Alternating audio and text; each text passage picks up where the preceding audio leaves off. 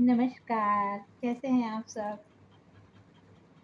आज जहाँ चारों तरफ ऐसी स्थिति बनी हुई है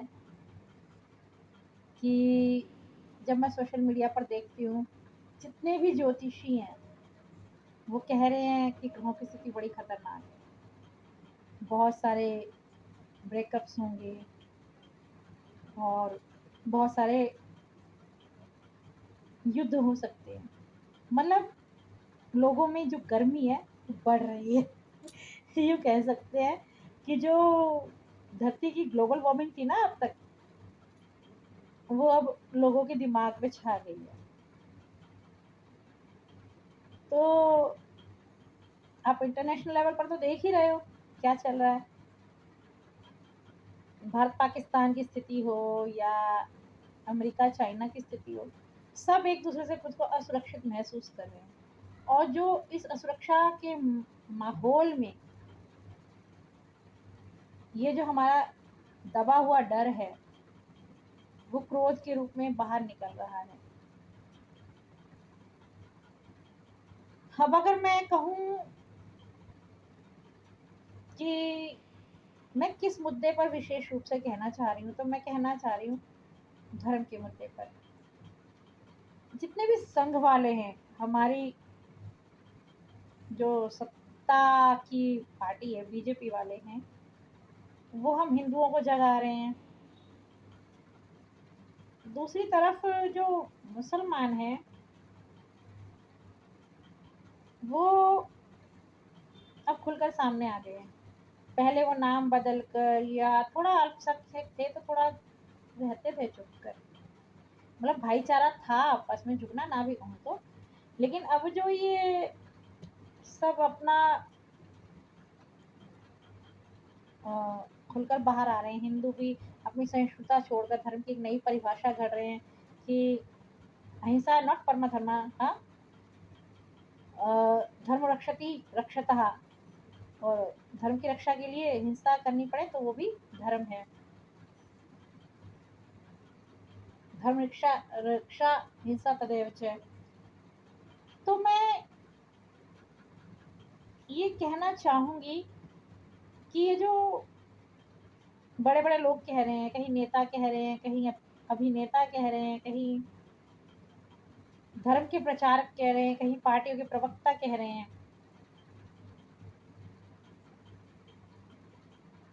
वो जो कुछ भी कह रहे हैं पर उसका परिणाम कौन भुगतेगा, कौन फेस करेगा उन स्थितियों को, जो स्थितियां इन सब के बावजूद सामने आएंगी। आम जनता ही झेलेगी उनको। पहले भी ऐसा हुआ है, देश आजाद हुआ, सरकारें बनी, कोई नेता बना, बट जो दिलों में नफरत आम जनता की भरी गई, वो आज तक नहीं मिट पाई है।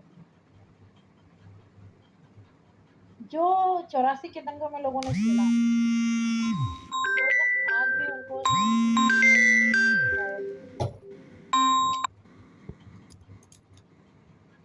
तो मैं ये कहना चाह रही थी कि क्यों ना कुछ ऐसा किया जाए जिससे थोड़ा माहौल शांत हो। अभी पीछे कोरोना आया, माहौल इतना गर्म हो गया था कि लोगों को क्वारंटाइन रहना पड़ा अपने आप में। पता नहीं किसको किसने बचाया, कैसे संभाला। उस समय हम ये भूल गए थे कि हमारा इलाज कोई गैर धर्म का कर रहा है, गैर हिंदू कर रहा है या गैर मुस्लिम कर रहा है। हम सब भूल कर सिर्फ एक इंसान बन गए थे। कोरोना ने हमें सिखाया कि हमारा परिवार ही नहीं, हमारा आसपास का माहौल भी हमें संभाल रहा है। कुछ लोगों को अंतिम संस्कार तक नसीब नहीं हुआ। तो मैं सोच रही थी कि क्यों ना कुछ ऐसा किया जाए जिससे कहीं समझौता हो जाए,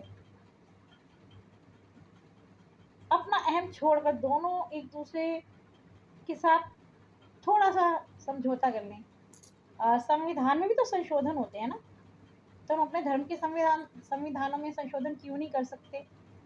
जैसे मैंने एक मुस्लिम मौलवी जी से सुना था, नमाज का अर्थ होता है नमः अज, मतलब वो हमारे उस निरंकार की पूजा करते हैं, पर उनमें मूर्ति पूजा हराम है और हमारे में नमाज पढ़ना मना है। तो क्यों ना हम दोनों एक दूसरे को अपना लें भाई भाई की तरह। आखिर हमारा सनातन तो यही कहता है ना कि एक ओंकार से सब जग उपजया, कौन बड़े को मंदे। और अनन्यता की भी यही परिभाषा होती है कि मेरे गोविंद के अलावा और कोई है ही नहीं, तो फिर दूसरा कोई धर्म कहाँ से आया? हम अगर हिंदी में नमाज पढ़ना और मुस्लिम अगर मूर्ति पूजा शुरू कर ले तो कैसा रहेगा? हाँ, मैं जानती हूँ, आपको मेरी बातें सुनकर बहुत गुस्सा आ रहा होगा, दिल कर रहा होगा उठाकर एक पत्थर मारें और मेरा सर फोड़ दें। ये क्या बकवास कर रही हूँ? हाँ, है तो बकवास ही।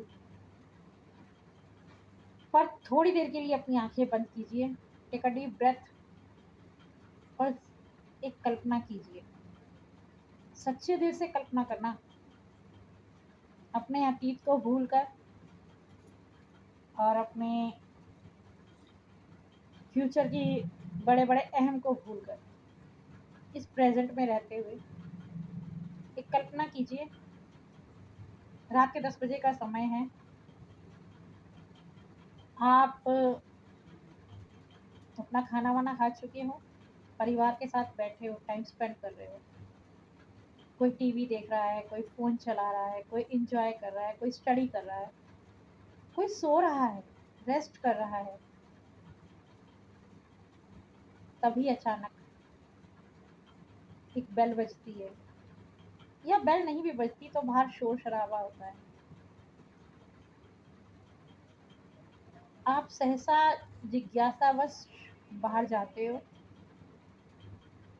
और बिना ये सोचे कि आपका दरवाज़ा खोलना चाहिए या नहीं, अक्सर हम ये भूल कर ही बैठते हैं कि देखें बाहर क्या हो रहा है।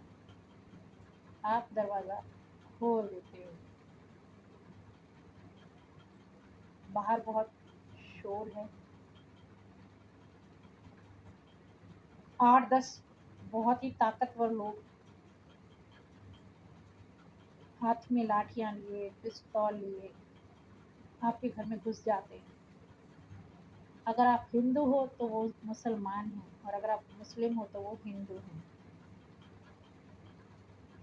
मतलब आपके विरोधी धर्म के हैं, आपकी विरोधी विचारधारा के हैं, और अचानक वो आपकी कनपटी पर पिस्तौल रख देते हैं। अब आप कुछ नहीं कर सकते, और घर में आपकी जो बहन, बेटी, पत्नी है, आपकी नज़र के सामने वो उसे खींचने लगते हैं। आप कुछ नहीं कह सकते, कुछ नहीं कर सकते।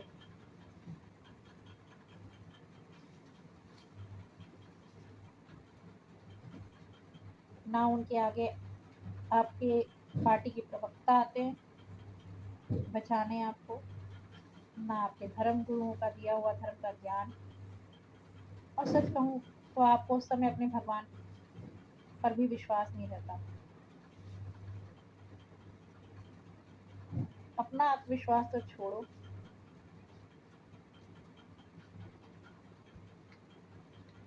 आप जिस भगवान को सर्वे सर्वा मानते हैं,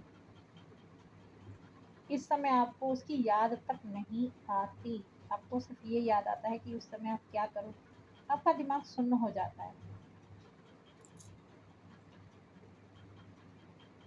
तभी अचानक एक और लड़का भागता हुआ आता है और उनके सरगना के कानों में कुछ फुसफुसाता है और कहता है, भाई, इनके धर्म के लोगों ने हमारी बहन बेटियों को पकड़ के रखा है और उनका कहना है जो तुम करोगे उनके साथ वही हम करेंगे तुम्हारी बहन बेटियों के साथ।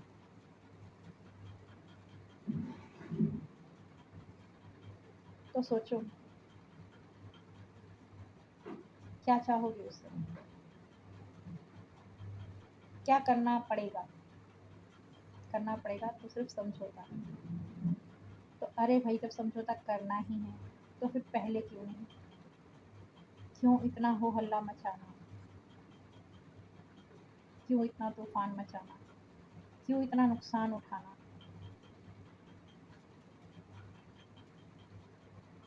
3-4 दिन की अस्त व्यवस्था अस्त व्यस्त करने के बाद भी जिस निर्णय पर पहुंचना है, फिर हमें समझना है, फिर हमें समझौता करना है, फिर हमें सह अस्तित्व की भावना में आना है, तो फिर ये सब करने का क्या फायदा? क्यों ना पहले ही कर लिया जाए समझौता, शांति, स्वीकार्यता, एक दूसरे के अस्तित्व को, एक दूसरे की मान्यताओं। हो सकता है आपको मेरी कुछ बातें पसंद ना आई, तो उसके लिए क्षमा चाहती हूँ। पर हाँ, एक बात सोचिएगा ज़रूर कि क्या मैं गलत कह रही हूँ?